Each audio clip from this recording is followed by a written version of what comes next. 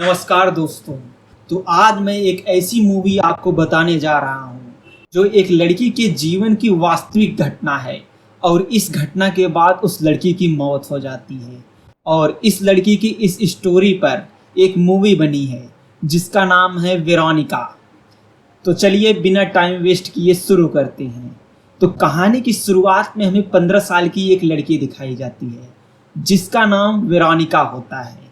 Veronica सन 1991 में Veronica अपनी माँ, भाई और बहन के साथ मैड्रिड नाम के शहर में रहती है। वेरोनिका के पिता की कुछ साल पहले ही मौत हो गई थी, जिसकी वजह से उसकी माँ एक क्लब में काम करती है। उसकी माँ के क्लब में काम करने के कारण वेरोनिका को ही अपने छोटे भाई और बहन की देखभाल करना पड़ता था।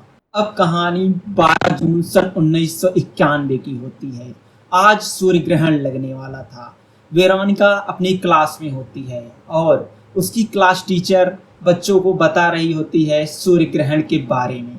टीचर बच्चों को बताती है कि पहले के ज़माने में सूर्य ग्रहण के दिन बहुत सारे सेक्रीफाइसेस दिए जाते थे लोगों के, और टीचर ये भी बताती हैं कुछ टोटकों की मदद से लोगों की आत्मा को पृथ्वी पर बुलाई जाती थी। वेरोनिका को सूर्य ग्रहण में ज़्यादा इंटरेस्ट नहीं था। अब कहानी आगे दिखाई जाती है। टीचर बच्चों को सूर्य ग्रहण दिखाने के लिए स्कूल की छत पर ले जाती है, लेकिन वेरोनिका को सूर्य ग्रहण देखने में कोई भी इंटरेस्ट नहीं था। वेरोनिका अपने टोटके को परफॉर्म करने के लिए स्कूल के बेसमेंट में चली जाती है अपने दो दोस्तों के साथ, जिनका नाम रोज़ा और डियाना था। दरअसल कुछ साल पहले ही डियाना के एक बहुत पक्के दोस्त की मौत हो गई थी और वो बहुत ही ऑर्फन थी और वेरोनिका अपने पिता के सोल से मिलना चाहती थी। तो अब ये लोग अपने टोटके को परफॉर्म करते हैं। एक ओजा बोर्ड की चादर होती है जिस पर ये अपने पिता की फ़ोटो रखती है और एक कांच का ग्लास होता है जिस पर ये लोग तीनों अपनी उंगलियां रखती हैं। रोज़ा, डियाना और वेरोनिका अपनी उंगलियां रखती हैं और जैसे ही ये अपने टोटके को परफॉर्म करना चालू करती हैं तो इन्हें रिजल्ट दिखना चालू हो जाता है और थोड़े ही देर बाद वो गिलास इतना ज़्यादा गर्म हो जाता है कि रोज़ा और डियाना अपनी उंगली हटा लेती हैं, लेकिन वेरोनिका अपनी उंगली नहीं हटाती है। वो अपने टोटके को परफॉर्म करती रहती है, जिसकी वजह से कुछ ही देर में वो ग्लास टूट जाता है और कांच उसकी उंगली में चुभ जाता है।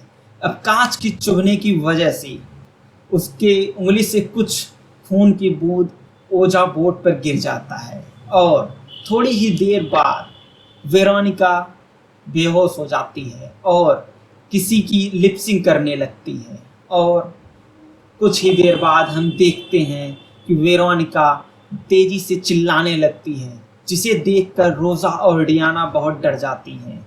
वो वहाँ से भागकर जाकर स्कूल के लोगों को बुलाकर लाती हैं और अब हम आगे कहानी देखते हैं तो वेरोनिका स्कूल के हॉस्पिटल में भर्ती होती है।